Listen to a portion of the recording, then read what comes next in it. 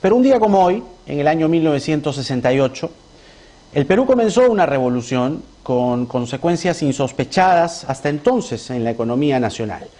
La madrugada del 3 de octubre, Fernando Belaúnde Terry fue derrocado por el comandante general del ejército de entonces, el general Juan Velasco Alvarado, dándose inicio así al gobierno revolucionario de las Fuerzas Armadas, un gobierno de izquierda, abiertamente nacionalista, socialista, revolucionario y popular.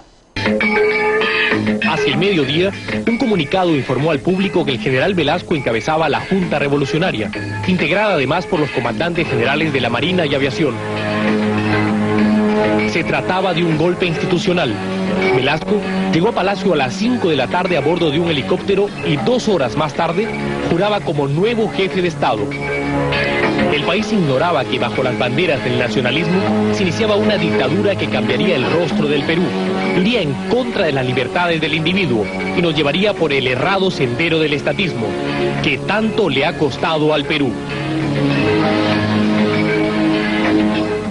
Palacio amaneció bajo la protección de blindados y paracaidistas. En las principales calles y plazas de la ciudad, la Guardia de Asalto formó pelotones que enfrentaron los escasos grupos, apristas en su mayoría, que salieron a protestar infructuosamente.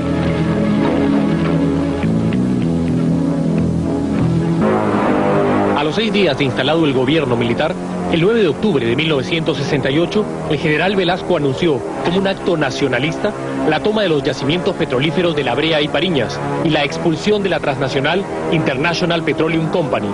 Fue el primer signo, la primera expropiación de las muchas expropiaciones que en los años siguientes expectaría el país. El gobierno revolucionario, después de declarar la nulidad de la indigna Acta de Talara y del lesivo contrato celebrado por el régimen que la Fuerza Armada ha depuesto en cumplimiento de la misión de cautelar los derechos de la República, de acuerdo con el artículo 213 de la Constitución del Estado,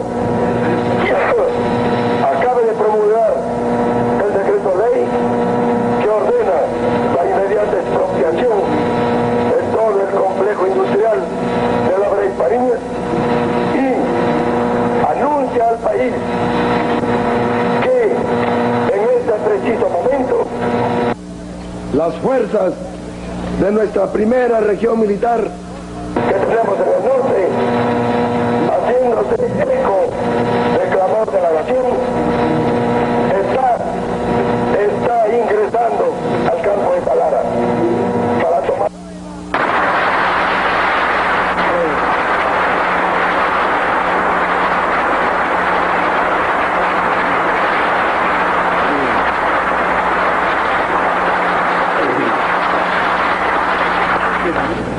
Está ingresando al campo de Talara para tomar posesión de todo el complejo industrial que incluye la refinería. Y con la más alta emoción patriótica hace flamear el emblema nacional como expresión de nuestra indiscutida soberanía. La ruptura del orden democrático se debió a la crisis del gobierno que encabezaba el arquitecto Fernando Belaúnde. Sin mayoría en el Parlamento, dominado por la oposición del APRA y la Unión Odriguista, que censuró docenas de ministros, Belaúnde fue incapaz de solucionar los conflictos. Promesas electorales nunca cumplidas, aparición de focos guerrilleros y una traumática devaluación que hizo saltar abruptamente al dólar de 28 a 40 soles fueron creando el ambiente para más de una conspiración contra la democracia.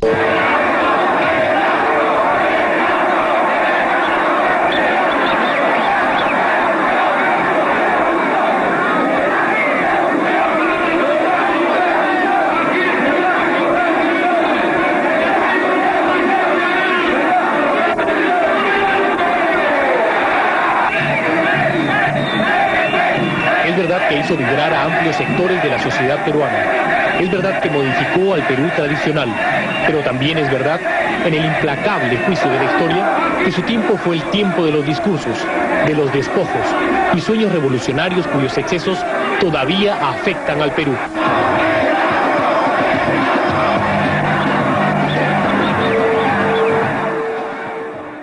El pretexto para el golpe fue el escándalo del Acta de Talara y la famosa Página 11, una polémica que Belaúnde venía arrastrando meses antes de la insurrección velasquista.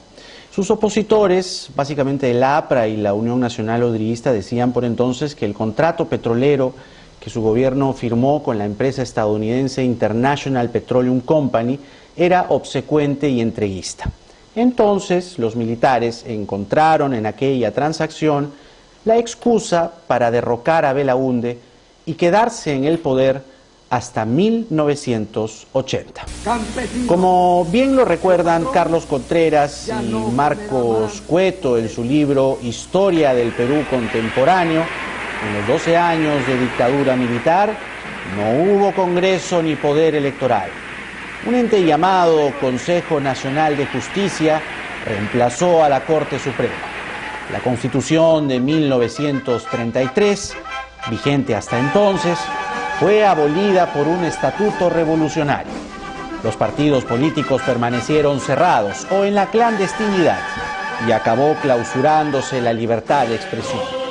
Velasco intentó organizar movimientos campesinos, estudiantiles y profesionales, todos parametrados, tales como la Central de Trabajadores de la Revolución Peruana, la Confederación Nacional Agraria y el Sistema Nacional de Apoyo a la Movilización Social, conocido como SINAMOS, que nunca llegaron a tener una identificación plena con la población, sino que fueron entes manejados directamente por Velasco y su cúpula, además de un grupo de intelectuales de izquierda que apoyó abiertamente la revolución. El programa de reformas izquierdistas y socialistas se desarrolló durante la primera fase del gobierno de la Fuerza Armada, el septenato de Velasco, desde 1968 a 1975, donde se produjo un masivo traspaso de la propiedad privada hacia el Estado, lo que dio paso a la política de las estatizaciones.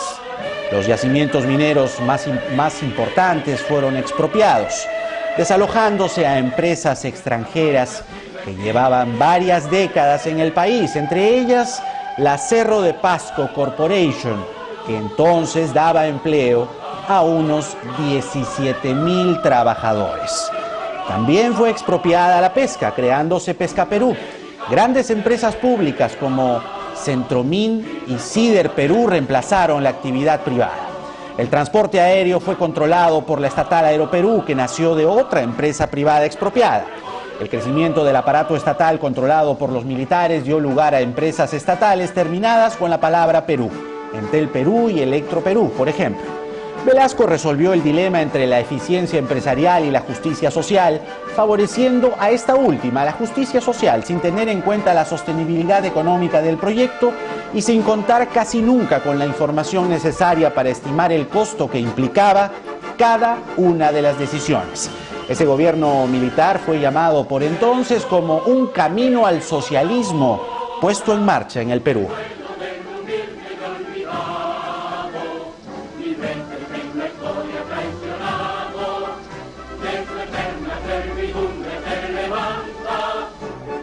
El control social y el apoyo incondicional hacia este estilo de reformas desde arriba nunca llegó y el gobierno tuvo que enfrentar tensiones en su interior.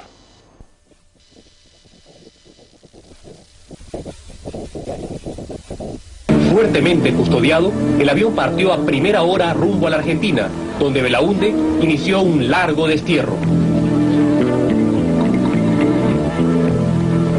Seguramente se han movido ambiciones para detener el régimen constitucional que presido. No puedo decir más porque me lo impide una elemental cortesía para con la Argentina y para con su gobierno. Palacio amaneció bajo la protección de blindados y paracaidistas. 4 de marzo de 1970, el régimen militar captura el diario Expreso.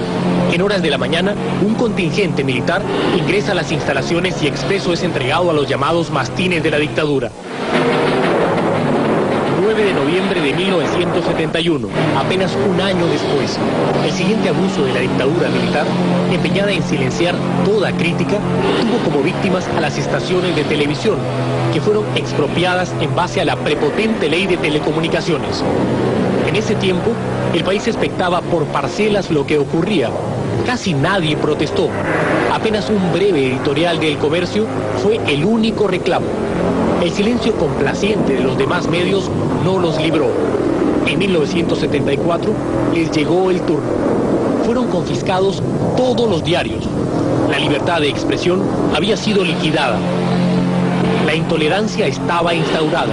Deportaciones, clausuras, expropiaciones. Toda opinión era combatida y todo desacuerdo se solucionaba por la fuerza. Las dificultades financieras se tradujeron en movilizaciones de trabajadores que llevaron a los paros nacionales de 1976 y 1977 y antes en un paro de policías en 1975 que fue determinante para debilitar la autoridad de Juan Velasco Alvarado. 5 de febrero de 1975, el preludio del final del velasquismo. La noche anterior, la policía se había declarado en huelga y un nutrido grupo de efectivos se atrincheró en el cuartel de Radio Patrulla. El ejército no dialogó, simplemente disparó. Al día siguiente, ningún policía salió a las calles. La ciudad desguarnecida se envolvió en una violenta jornada de disturbios y saqueos.